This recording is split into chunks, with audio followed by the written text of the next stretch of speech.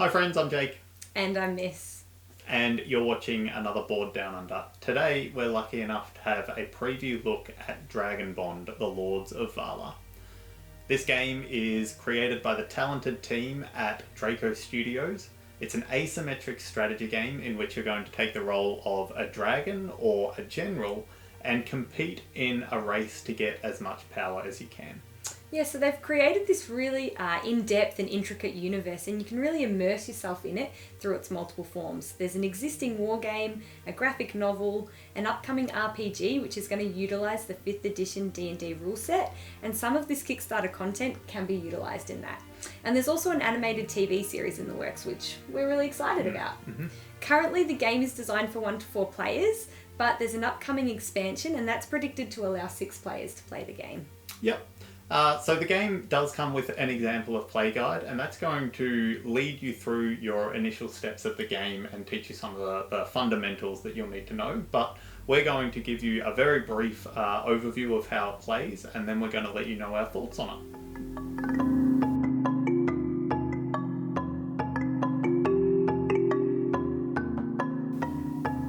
Alright, before we kick off, just a very quick reminder that everything we're looking at has come from the prototype version of the game, and so components, artwork, the quality of cards and things that you see, it's all subject to change.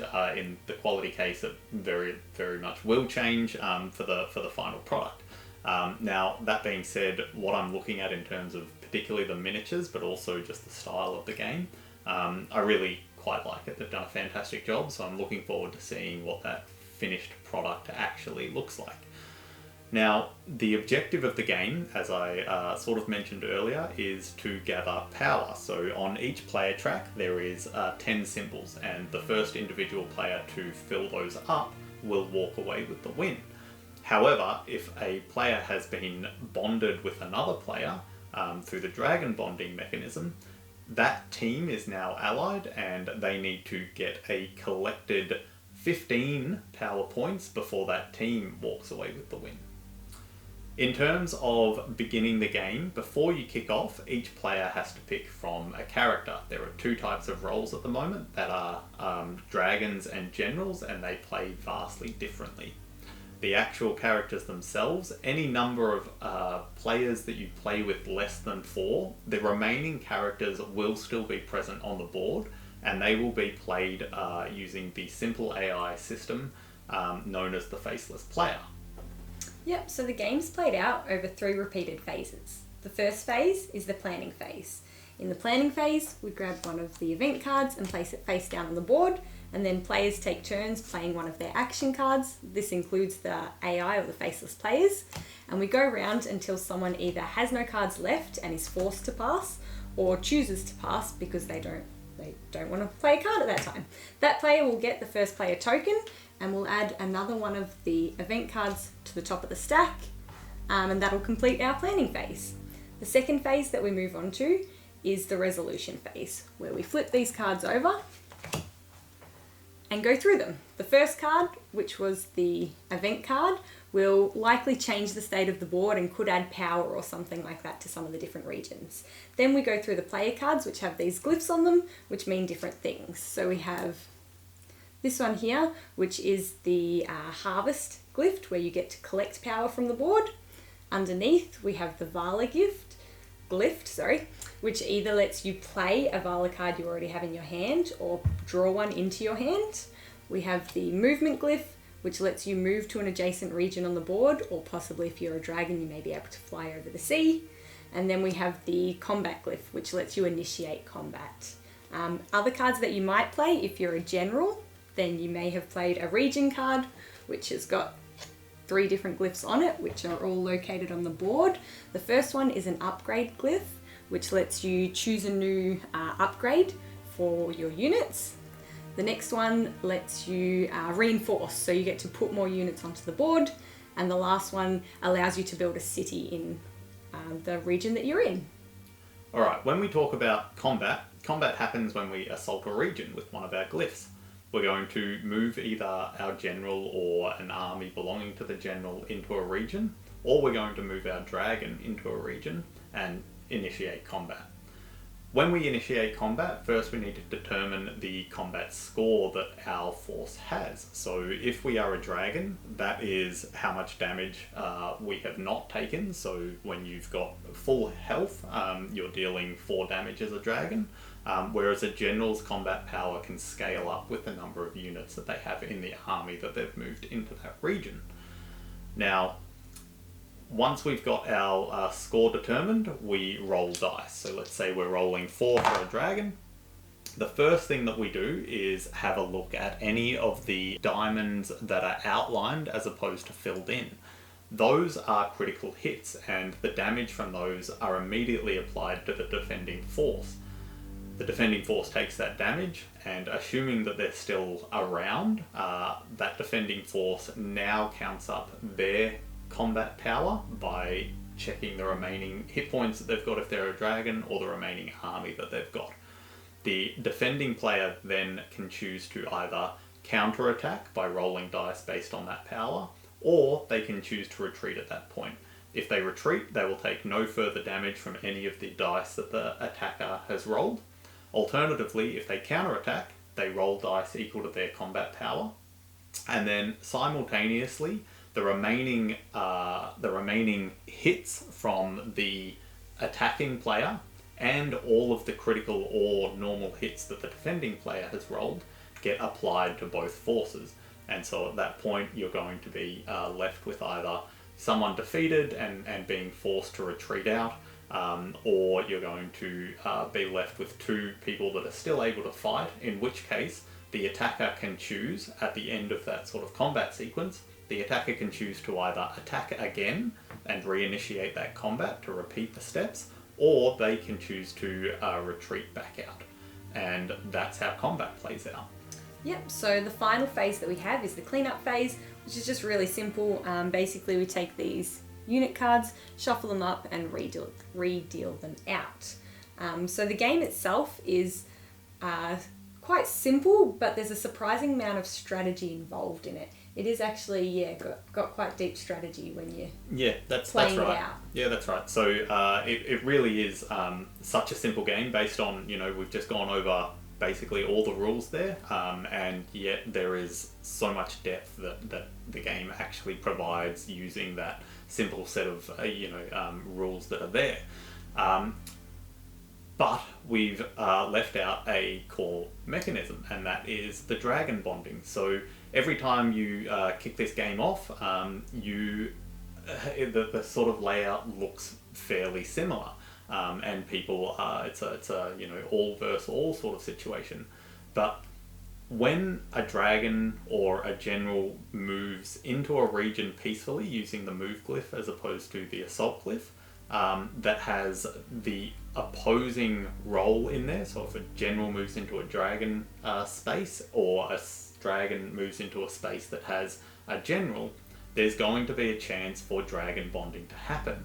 You're going to roll 2 dice, and provided that you don't get a miss on one of these dice, those 2 people are now dragon bonded. They become a permanent alliance. They unlock some awesome powers that happen on their board, and they are working together as a team. You can't engage in combat with your ally, and you need to get that 15 power to be able to win the game with your ally. So it really changes how the game plays, and it's fantastic. It's very cool. Now, in terms of how the game can end, as I've already said, there are gaining 10 power if you're an individual, a non-dragon bonded sort of player. Getting 10 power points, you're going to win the game. When you hit 15 power points in a dragon bonded team, that team is going to win the game. Other ways that the game might end: if a dragon is forced to retreat after combat, not a dragon, sorry, if a general is forced to retreat after combat and they have no unoccupied space on the board to retreat to, that general is completely defeated. The game will end, and the opposing team or the player, whether it's a dragon or whatever it might be, with the highest individual power wins the game at that point. Alternatively, if you have played through enough rounds to run out of cards in the event deck, the game will also end at that point, and the individual or team with the highest power there will win. And that's all the rules of the game. That's the quick overview, quick how to play. Alright, let's talk about some of the things that we liked, loved, and some of the things that we're looking for as this game is iterated and developed further. So starting with a couple of points that I really liked. I liked the amount of strategy that this game provides. You really are from the get-go making decisions. There's, are you striving for power just full on and trying to ramp up that power track, or do you want to win by brute force by running down the opposing general and forcing them, to have nowhere to retreat to? The dragon bonding aspect provides strategy as well. Do you want to hitch a ride on someone else's wind wagon and just play kind of, a supportive role? If there's an available unbonded person there and you're not looking to crash off, you can just chase them down and try and bond with them. It provides so much strategy and fun in that aspect. Another thing I really like is the action deck and the programming mechanism that comes with that. So I really like that you're able to skip your turn as the cards come round to you. It puts people in an unpredictable sort of state where when you play a movement card, are you going to be able to play a harvest card after that? Or are you going to be left in the lurch because someone's, passed because they want that initiative token? It's really, really quite interesting. I like that the generals have the region cards that make them have to, they've got even more choices available to them. And if you're playing a region card to, build up your army or make your units stronger in a particular area, that's awesome and great fun. But by playing that, you're not moving yourself elsewhere on the board. You're not gaining more area control or harvesting power or anything like that. So there's this really interesting kind of ebb and flow of what are you actually doing, on the board. And so I really do like that action deck. There's a fair amount of decision making just with the standard cards that you get with your person. There's only, I think, 5 or 6 cards that come with each different character for their action deck, and yet there is just a surprising amount of choice that comes with those as you're actually playing out the game. Yeah, I guess I really liked the combat in the game. So I did find the combat really interesting. It is quite simple and it does rely on dice. So you do have some, luck of the roll, whether you rolled high or low. But the ability as the defender to either retreat if you think you're not going to win the battle or fight back was just an interesting choice and added another decision to the game, which I really enjoyed. Yeah. Another thing I quite liked about the game was the Vaala cards. They are different for each of the characters, and that adds to the asymmetry of the game. They also provide just these little different bursts of power or spurs that you might not have seen coming. You didn't know another player was going to play it, and it can change the game. However, the cards, they do cost different amounts, 1, 2 or 3 power, and choosing to spend the power on that is a big decision because you only have a limited amount of power available to you. So it's just, another layer of depth and decisions that you're making in the game that made it quite interesting. So let's move on to what we loved about this game. And I think for both of us, it was the asymmetric characters. So the roles in the game play so dramatically different based on whether you're playing as a dragon or as a general. And even then, within that, if you're playing as the red dragon, you're going to be much more aggressive. Whereas the blue dragon, you play a much more defensive role, collecting power around the board. And it just added so much variety to the game and made it, really enjoyable experience with different strategies that we were trying out. There's also 2 new factions coming in the Kickstarter page that they're putting out.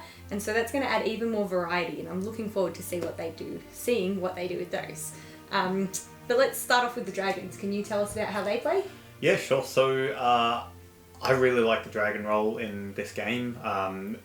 Dragons get to soar around the board. They get to, harvest power to try and win the game. but they also get to wreak havoc upon units. They get to just devour units and actually gain power from doing so, which is pretty cool. The dragons feel a bit more flexible than your generals, because the generals need to worry about kind of area control, whereas dragons don't, and they don't die. They can take wounds, and you can lose power by getting too wounded and have to spend some time healing, but that's the only risk that you kind of have. Other than that, you get to sort of move around and be a relentless battering ram, so to speak. I also really like that as a dragon, when you dragon bond with a general, you almost get into this supportive role where you're going to try and help your general maintain board control, and you're going to be wreaking havoc upon, you know, the opposing general, trying to whittle down his armies and that sort of stuff.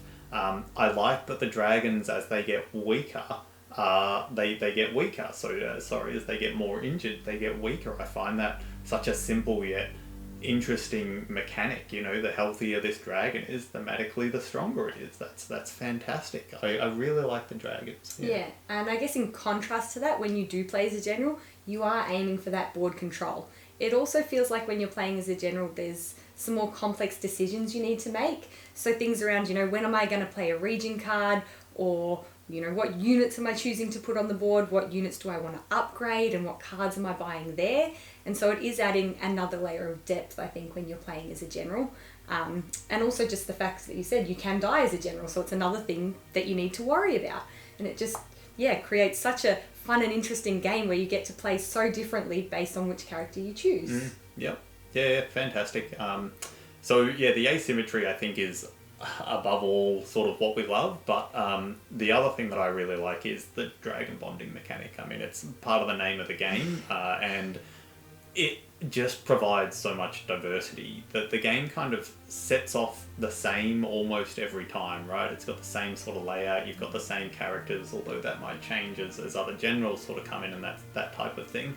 But this dragon bonding turns the game from being an all versus all sort of game into a team game, you know. It potentially allows you to play it just as a cooperative game against the AI.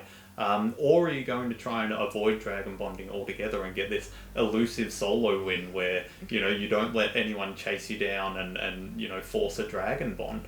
I like that the dragon bonding is something that you don't get a say in, but it's also random, because it means you might set out at the start of the game and go, I want to dragon bond, but it might not happen. And I like that randomness in the mechanic. It feels fun and interesting. It makes the game so dynamic.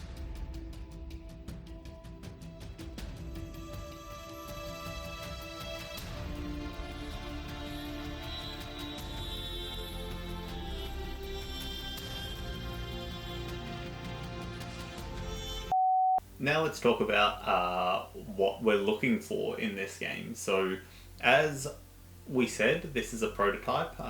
It is still being iterated on. There are still changes happening, and we've got some thoughts on what we might like to see more of, really. Now, for me, there's two things that I sort of want to talk about. One is the action deck.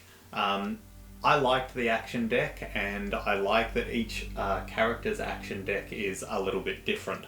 But I did find that there were times towards sort of the end of the game where I wanted my action deck to be a bit different. So particularly as a dragon, while the dragons do get one additional card in their action deck compared to the generals have the region decks, which provide this super interesting, kind of decision that they have to make in terms of what they're going to play. Personally, I would like to see the dragons have something that they can do to their action deck as well, whether that's, you know, just a small bit of deck building, whether it's gain an additional card that lets them focus on either being more attack oriented or more sort of power gatherers. I'm a sucker for deck building, and I can see where I would like to sort of, take this, but it certainly doesn't need to go in any way like that. It's just something that I would like to see a bit more of. I would like to be able to customize that set of action cards that I've got to work with just a little bit over the course of the game. The other thing that I'd like to see is with the event deck. The event deck, once it runs out, the game sort of ends.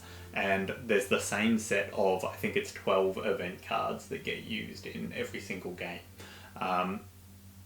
I think I would like to see a few more event cards added in, maybe 4 or 5 sort of event cards. And then at the start of the game during setup, you're going to shuffle all those cards around and then remove 5 from the deck. So you still have your 12 there, but the 12 that you have are unpredictable, because at the moment, as you get towards those later stages of the game, you can predict, having seen the other event cards that have come up, what's going to come up, and that allows you to move your dragon or your general into that area to harvest those bits of power or whatever it might be. And so the astute player can kind of, work that puzzle out towards the end of the game, and I think having that less of a factor is more interesting personally. So those are a couple of points that I would like to see iterated upon. Yeah, I guess for me, I did say earlier that I like the way the Vaala cards work, and I do. I like what they add to the game. However, at times they didn't feel quite as impactful as they maybe could, especially based on, how much they require to play. So just a small change there that makes them feel a bit more impactful to the game would be really nice. I also think that the game plays a lot better when you're playing with human characters more.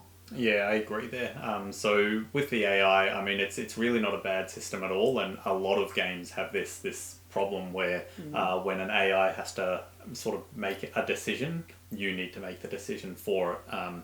But as soon as that starts happening, you start being able to sort of game the game. Do you want to move the AI general towards you or away from you? What's in your best interest? And then if you're anything like me, you're kind of battling with yourself, going, well, I want to do what's in my best interest, but at the same time, I know that if that was a real player, they would probably make this decision. And so it just gets a little bit tricky when you've got to make those sorts of decisions. You start to feel like you're playing against yourself, so to speak. So I'm not sure if it's possible, but yeah, it'd be awesome if they could make that AI a little more rigid. All right, so I guess we'll just finish with our final thoughts. I'll start off by saying I've really enjoyed playing this game over the last few days. Admittedly, our first playthrough was a little bit dicey, but that was more just because we had a few problems with the prototype rulebook and understanding some of what was going on in there. Once we were able to clear that up, the following playthroughs have been really, really fun, and we haven't really had any issues with those at all. Yeah, spot on. Look, I commend Draco Studios for this. They've done an absolutely fantastic job, not just with the game itself, but also the whole universe that they've sort of created here. I'm looking forward to some of the other streams of things that they've got coming out. They've got the animated series that in particular I'm going to be a sucker for. For me, dragons are awesome. These miniatures are absolutely amazing. And yeah, dragons are cool. They always have been, they always will be. And this game really gives you that powerful feeling when you're playing them. You are soaring around the board as this, a great creature, holding your own and fighting entire armies and generals. And thematically, that is just awesome, right? So I can't fault it. I've had a lot of fun as well with this. Hopefully this video has given you an insight into whether or not this game might be the one for you or just one that you want to add to your collection. It's available at the moment on Kickstarter, so I do strongly suggest you go and check it out. You can play it for free and try it on Tabletop Simulator as well. Not Tabletop Simulator, Tabletopia. And so I highly recommend giving that a try if at all you're in doubt. Thank you very much for watching. You've been watching Board Down Under. I'm Jake. And I'm Miss. And See you next time. Bye. Bye.